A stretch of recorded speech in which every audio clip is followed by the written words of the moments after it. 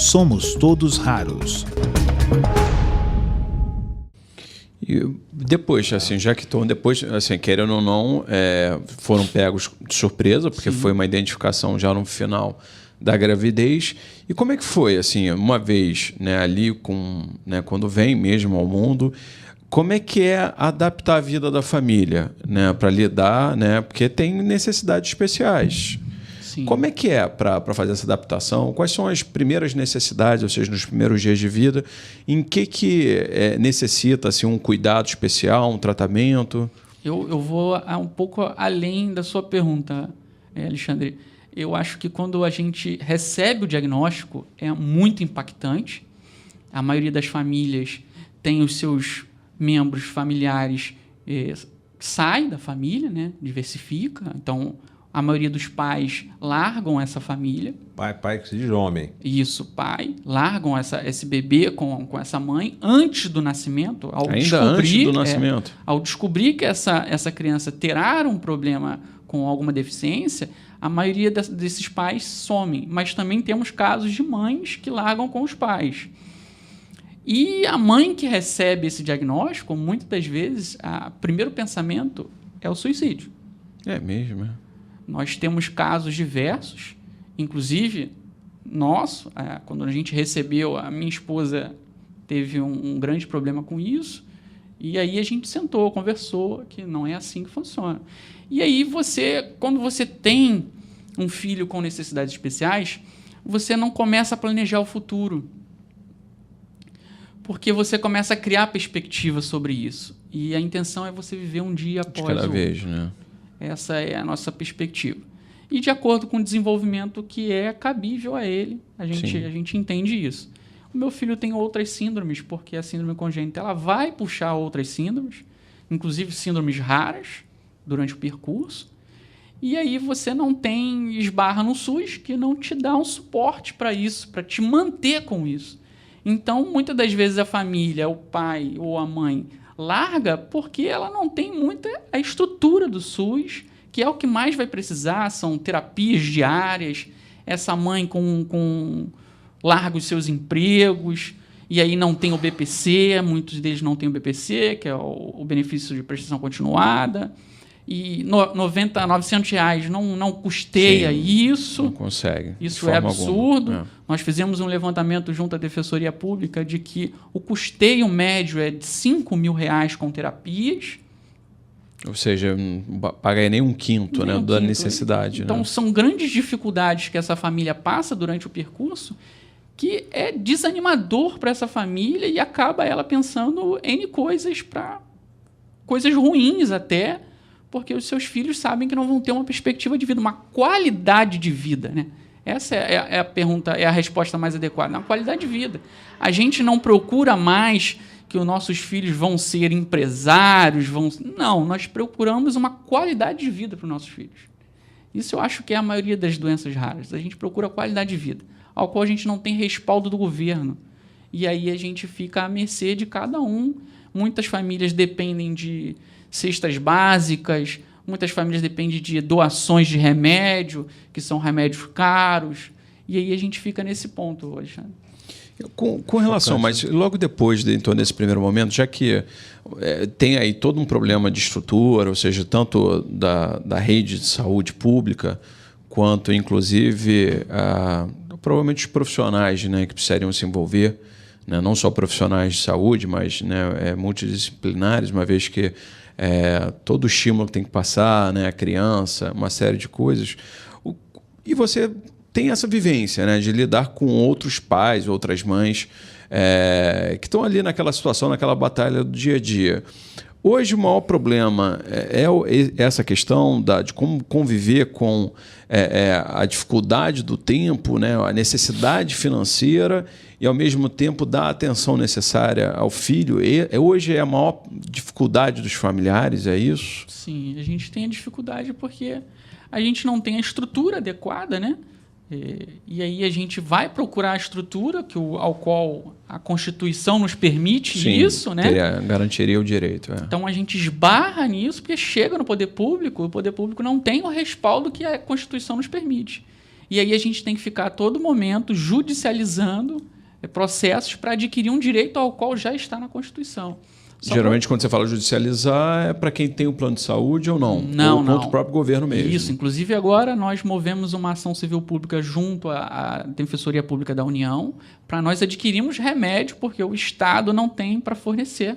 E aí a gente conseguiu, através da DPU, essa judicialização para adquirir um medicamento que custa R$300. R$300? É. Tem um medicamento que é o Sabril, é um anticonvulsivo, que a maioria deles utiliza, que custa R$300. Uma família que ganha um BPC de 900 não consegue pagar. Não, sem dúvida. Mas nem isso, então, está tendo um medicamento nem nessa faixa de preço. Não, são várias medicações, né? Mas a mais cara aí que a maioria utiliza é o Sabril. E outras coisas, né, básicas que a gente não tem. Muitos municípios, principalmente da Baixada, não tem uma equipe multidisciplinar para atender essa criança. A gente teve alguns ganhos, avançamos em alguns municípios, mas tem outros que ainda não. Você é da onde, hein? Eu sou do município de Belfor Roxo. Belfor Roxo. Inclusive, em Belfor Roxo, nós conseguimos avançar. A gente conversou com o secretário de Saúde, foi contratado uma equipe multidisciplinar para atender, inclusive com um neuropediatra para atender essas famílias e outros ganhos também lá no município. E uma coisa que me chama muita atenção é o fato principalmente em 2016, que foi um ano que esse assunto veio muito à tona, ou seja, todo mundo acompanhou diversas, né, reportagens, tanto na televisão, rádio, jornal, escreveram muitas matérias sobre isso. Ou seja, a sociedade teve muita consciência, diferente do que a gente vê normalmente nas doenças raras, né, que são doenças que muitas vezes ninguém nunca ouviu falar, né, não tem a menor noção o que causa, quais são as características do paciente, né? Ou seja, há um desconhecimento pleno, né, por parte da sociedade da grande maioria das doenças raras. E, especificamente, em 2016, a questão da microcefalia ela veio, né, como um tema que todos discutiam, porque havia ali aqueles, né, pode-se falar surto, né, aquela onda, aquela pelo menos o medo, né, da questão da Zika, ou seja, foi um tema que realmente acho que até em rodas de conversa entre amigos sempre tinha alguém comentando sobre o assunto. E que dizia que todo mundo era a chikungunya que era responsável por isso, não foi isso? Todo mundo falava que era... Na verdade não é a chikungunya em si, né? É que o mosquito ele transmite várias doenças ao mesmo tempo.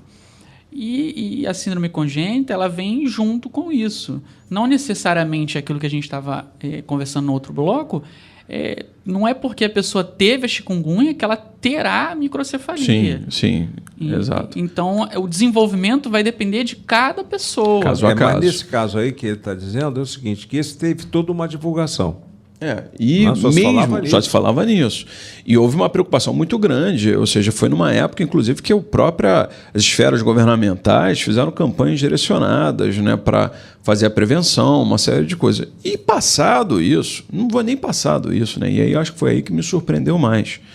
E pelo que você estava relatando aqui no intervalo, ou seja, mesmo com o Brasil inteiro olhando, né, para essa síndrome, olhando para, né, o que vinha acontecendo, nenhuma ação efetiva foi promovida, né? E agora, ou seja, a gente está falando apenas de 2 anos depois, né, de toda essa época que foi tão sensível, os familiares e, consequentemente, os pacientes, né, as crianças, simplesmente não tem a quem recorrer direito. Ou seja, nem com toda a atenção da sociedade, que é esse que é o cerne da minha questão. Ou seja, porque normalmente a gente pega aqui doenças raras, inclusive uma, né, o que se costuma dizer, né, é raro, mas não invisível. Exato. Né? É inclusive uma das grandes frases, né, sobre essa questão é que não é porque é raro que tem que ser invisível. Mas nesse caso nem podemos nem falar que é invisível, porque todos olharam. Mas mesmo assim não houve, pelo que você está dizendo, nenhuma ação ou um conjunto de ações realmente estruturado para esses pacientes e, consequentemente, os seus familiares. Né? O que acontece, Alexandre? É mais assim, a gente observava a microcefalia, principalmente nos jornais, como Recife. Ninguém olhava para o estado do Rio ao qual nós fazemos parte. É verdade. Então, a todo momento era Pernambuco, Recife. né? Então, não tinha nenhuma preocupação com o estado do Rio. Será que estamos fazendo alguma coisa para que isso não ocorra? Ou os que já ocorreram, como vamos tratar? Então, a gente não tinha nenhuma política sobre isso. Então, quando o governo federal protocola algumas políticas, né, ele colocou algumas portarias ao qual define as políticas para atendimento. O estado do Rio não fez nada sobre isso. Está começando a fazer, mas agora já é muito tarde. Então, a partir desse momento, é preciso continuar o projeto ao qual eles desenvolveram, para que essas pessoas, esses bebês, continuem os atendimentos e para que não ocorra novos. Mas, assim, não tem nenhuma política voltada específica para isso. Não. São portarias que você segue os protocolos do Ministério da Saúde. E, assim, os bebês, literalmente, eles estão largados, abandonados, porque nós não temos uma política pública voltada para isso. A maioria dos bebês estão fazendo 3 a 4 anos. Não tem nenhuma política voltada para a educação. Nós temos a LBI, mas até agora nada. Ninguém conversa, ninguém fala num projeto educacional, um projeto de educação especial. Ninguém quer conversar sobre isso. Nós, no Estado, avançamos um pouco, Alexandre, mas eu acho que é muito pouco ainda. Isso. Vamos entrar um pouco aí nessa, para que a gente possa, inclusive, ter consciência quais são as demandas, né? E não só demanda, mas necessidade, mesmo mais do que demanda, necessidade, não só dos pacientes, né, as crianças, mas também dos familiares, né, que são responsáveis por essas crianças. Quando você fala, por exemplo, inclusive da inclusão, existe muita dificuldade de inclusão dessas crianças, né, em qualquer rede de educação, na sociedade como um todo. Fala um pouco sobre isso, por favor. No momento, nós não temos nenhuma política, é o que eu falei. Nós temos bebês com 3, 4 anos que já estão na pré-escola, né, na creche, e não tem nada voltado para isso. Eu não vejo nenhuma prefeitura chamar essas mães para que consigam uma vaga. A gente não tem nada. Eu não vejo o Estado movendo nada sobre isso. E a gente tem muitas conversas com o Conselho da Pessoa com Deficiência no Estado sobre isso, ao qual a gente já protocolou agora para fazer uma solicitação de chamamento aos órgãos públicos, mas a gente não viu nada ainda de efetivo. O grande problema hoje é que o Estado e a União, eles protocolam, né, uma portaria e obrigam o município a fazer. Mas muitos municípios, principalmente da Baixada, são municípios carentes, que não têm uma estrutura. Então, se você não der uma estrutura para que esse município receba essa demanda, é muito difícil. Ou seja, na realidade, acabou que foi vamos dizer assim, uma obrigação que foi passada, né, para a esfera municipal, e que muitas vezes os municípios não têm a condição de atender essa criança. Basicamente é isso. Basicamente é isso.